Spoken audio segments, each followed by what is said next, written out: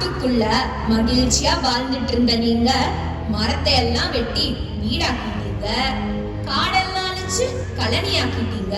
அவ்வளவுதானா? இங்க இன்னும் இருக்கா உங்களோட ஆட்டம்? வளர்ச்ச பொருள் எல்லாம் சேர்த்து வைக்க இடம் பார்த்து விழாவும் கட்டியாச்சு.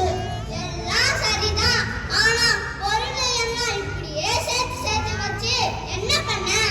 நம்மளும் மத்தவங்க மாதிரி பக்கத்து ஒரு சந்தையில போய் பொருளை வித்து காசு பார்ப்போம். அதுவும் சரிதான்.